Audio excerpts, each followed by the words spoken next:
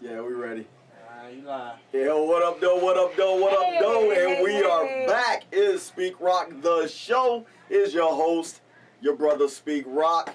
I got to my left the Queen Colette. Y'all know who she in is. the building. It's great to be here, man. And I got the young, up-and-coming go-getter Antonia making it happen. Hey, yo. Hey, look, we just had a dynamic segment, y'all, dealing with where are black men and, you know, and who are the black men getting married to. Right. You know, as I knew this conversation would grow legs, as I knew this conversation would touch the heartstrings of people, as I just knew it because once you start talking about the core of us and who we are and what we're about and how we gonna get down, I mean, like, you know, one caller calls in and talk about, you know, knowing the history of the black man.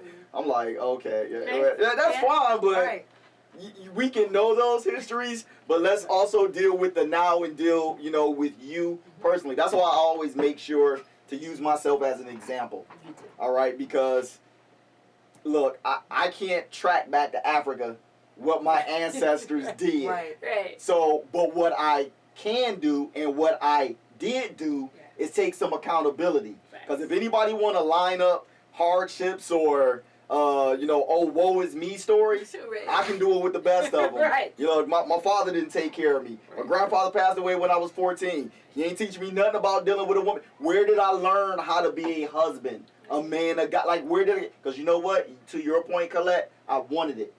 I wanted to be better. So I ain't got to know what happened in Timbuktu to realize at some point I need to be what I'm saying that I want to be. And that's a real man. So maybe that's why a lot of... Anyway, that's going to be another That's a whole nother That's a whole nother show. I know right where you at. I'm going to say this. I'm going to say it like this and I'm going to get off of it. Okay. Maybe because there's a friction if y'all don't know. And maybe y'all know as females. There's a friction when two males. You see it in the animal kingdom all the time. There's a dominance, right? Yes. But when a man comes up against a male, there's never peace. So if y'all ever wondered, like, why these two look like men are going at it or why they got beef, there's a reason for that. Because the man looks at the other one and realizes, like, no, you're not a man. You're being less than. Now, I'm all out to respect you, and I want to give you respect, but I can't do it if you're being less than. So, therefore, you either need to move or be moved. Get down and lay down. So, come on now. So, but that's a whole another conversation for another day. And then while you add it, then do the same thing for queens. Yes. When you know who you are as a good and grown woman, that other stuff, you can miss me with that. I tell them the same way. Right. I'm not going to bow down to a girl. Okay. Let me just say that. I'm a good, grown, mature, experienced woman. Good grown. Yeah. You can't... My experience beats your opinion all day. Come on. Okay. You can't Google... I can't with you, Colette. I'm just saying. Like, I can't with you today. Just call it what it is. Right. Okay. So, just to make sure that y'all know what y'all tuned back into, y'all probably like, what did we... Some stuff? Yeah. What is who's this good and grown woman saying these things? Right. But with that being said, look, we just came off of a segment of where are our black men and, you know, why are they not marrying black women? And if they're not marrying black women, who are they getting married to? And I'm going to be honest with you. Maybe this is a conversation that got to continue for another day because I really don't think we really fully got all into that. Who are they marrying and why are they marrying? Why are black men marrying outside their race? And maybe the issue is, do we really care? So maybe that's what. Yeah, maybe they do. I think it matters on both ends because I go on social media all the time. Okay. I'm a social media, as you can see clearly. I'm on two different social medias as we speak. But anywho, that's so. Long story short, it's been a thing. Like, you know, black guys don't want.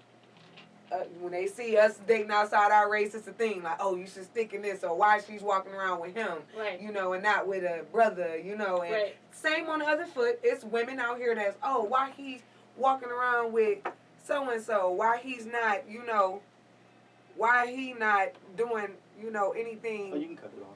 Right. Oh, okay. Well, they say what Kanye say when he get on, he gonna leave you for a white girl.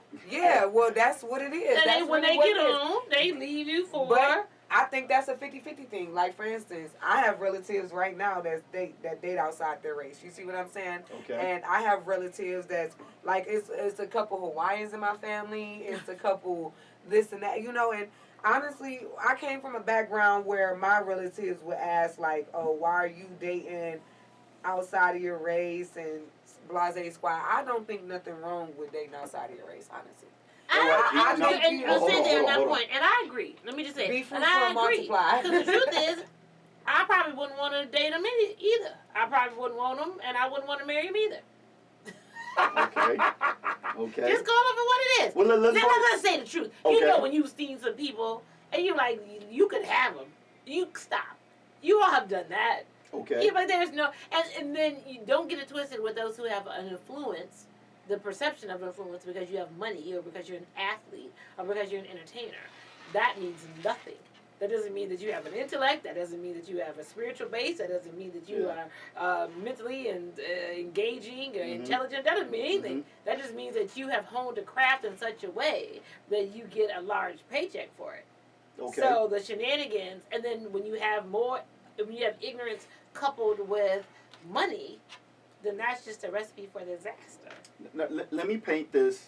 Let me paint a picture, okay? Sure. Let me paint Rock's picture. Let me let you all into my life. Rock's world. Rock's world, absolutely. I like that. RW. And I'm gonna explain to you why it's important to me, because the question is, first let's get the question out there. The question is, why are there so many single black females? And I heard Antonia say, you know, is it important? You know, and I'm gonna tell you, to me, it's important. You know, that black females get married to black males. It matters to me. It matters to me for the simple point that, you know, black women are the, you know, it's the beginning of life for the black race. It just is. I mean, you're not gonna get, like, how else you gonna get black people? Yeah, black on black. If you don't come through. If it's not 100%. Yeah, I get it. No, I get it on that. We're not 100% any of us. No, and I understand that. Well, okay. Well, okay. Here, let me say this. Okay. Let me say this. Please. And this can easily be debated. Okay. Because, you know, there's being from Africa, or the countries of Africa. Africa is, you know, it's not a country, it's a continent. So, you know, right. I was in the country of Africa. Exactly. Hey, no, it's a continent. It's a continent. Right. So, but with that being said, look, the black culture, like, that, to me, that is 100%. To me. Now, hear me out. I know you're looking like, explain yourself. No, because I was going to ask you, do we even understand what black culture is? Oh, I do. I'm about to explain it. Okay. I'm about to explain it. Okay. Black culture, look, I always tell people, like, I didn't wake up black, like, when the woke movement came around. Right. Like, I didn't get black with Jesse. I was black a long time ago. Okay. Like, I was born into this blackness. Okay. Do you understand what I'm saying? Like, I was born into this skin. I was born into this way of being. I was born into this way of living. I was born into what I eat. I was born into it. Okay. And I've accepted it. Okay. And I wear it well. Okay. I'm going to be honest, that's the most simple way that I can put it. Okay. I don't have no other option to try to be anything else. Okay. There is no other option. And I'm going to explain something. Me as a black boy coming up, in my maturation process into a black man, for my dollar, it's always been a black woman. For my dollar. I've been around the world and back. I've seen women of every shade. For me, they wasn't sisters. Right. That's for me. And you know what? And once again, when people talk about, well, how do you know and what do you know and we got to go back. Look, I ain't got to go back nowhere. I know what I saw coming up. I know what I experienced. You just said it. Right. My experience trumps or is key. You're like, you can't, that's my opinion and that's my experience. You can't take that away from, I came from a black woman, with the most beautiful black woman. Watch this. I'm going to say it like this, and it's my show. I can get a little personal. Yes.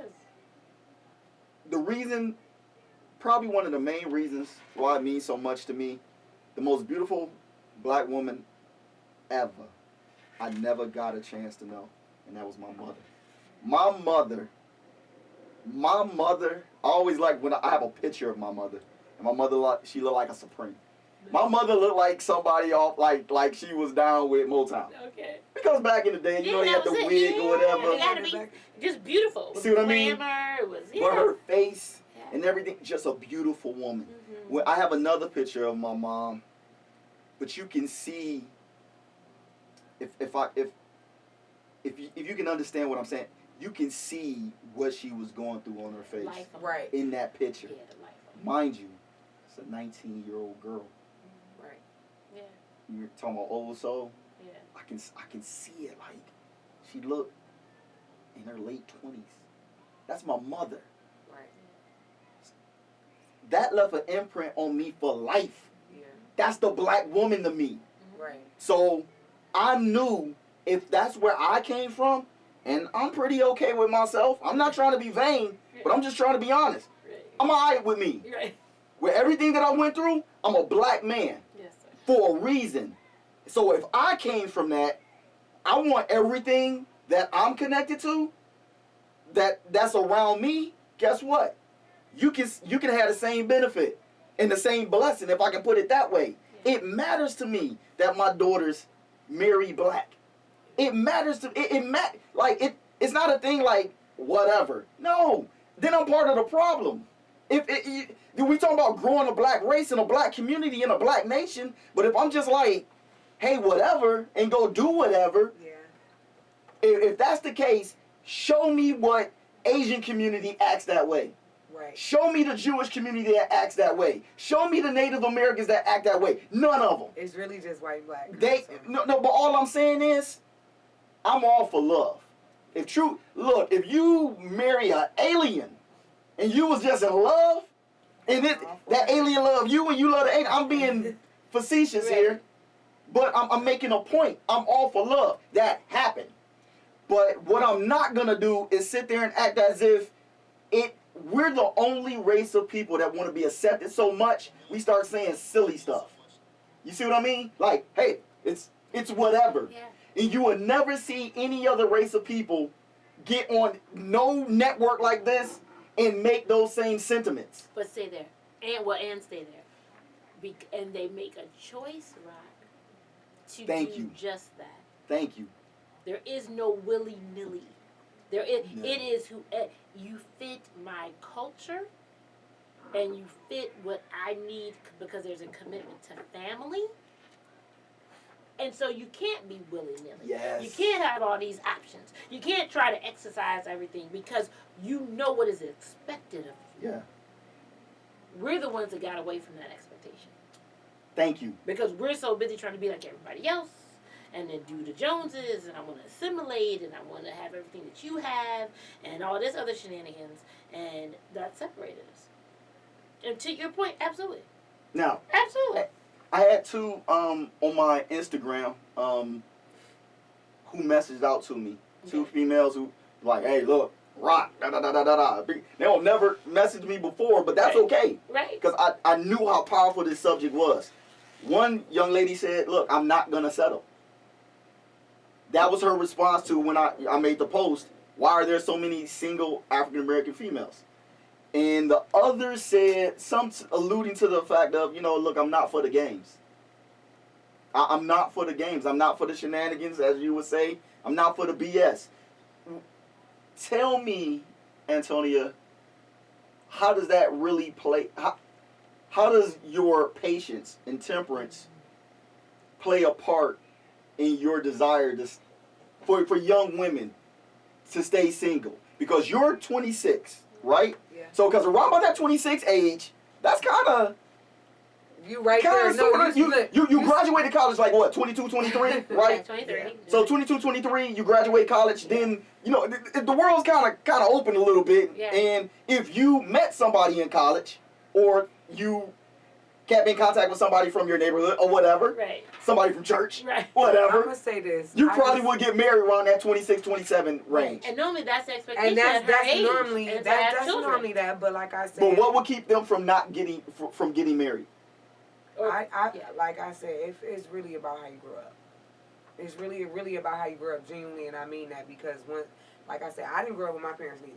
So it's about what's installed in you. Like, you should be married around this time, or I never even got that topic. I never talked about marriage with neither one of my parents. Neither one of my parents never was married. They both died at 33, 3 years apart, and they never, ever, they never got married. And this one had 3 baby daddies. This one had 3 baby mamas. 3 kids apiece. So it was like, I never had that person as my mom or dad, like, look, this is what you want. This is da-da-da-da. I've always was that person that went to them like, Dad, I want this, or I want that, or da-da, and to try to see what they going to say back. But long story short. Well, let me ask you, stay there. Were their parents married? Were your My grandmother got married before, but it wasn't nothing like longevity. I never had that 40-year-old bracket like type of marriage. Right, like the old school marriage. That I don't have so that. I don't have that in my family at all. I can't name one person in my family that I could. I actually have a couple. Rest in peace, my cousin Cheryl. Okay. Her and her husband was together since 5th grade, and my cousin Terry. God bless him. Right now, he's in the hospital right now. Okay. Don't even know what's going on with his wife. He's having her surgery. But that's neither here nor there. Okay. He have been with her for what, about 40 days in their 60s and stuff. So to be from 5th grade on now, I don't even think my mama was born back then. Okay. Right. So with that being said, I got certain people I can say, goodness, they've been together, but I feel like it takes patience. You got to go through something to get through something, you know. And like, for instance, I have a friend named Alexis, and me and her been knowing each other since elementary school. Her and her boyfriend literally met when we were like in middle school, and they're married to this day. They have their first child by each other. They both went to the army. They both pray together. They both go to church. I don't know what's going on in their personal life, but from the outside looking in, it's like, and she's my age group. She had to be patient through high school. You know how many female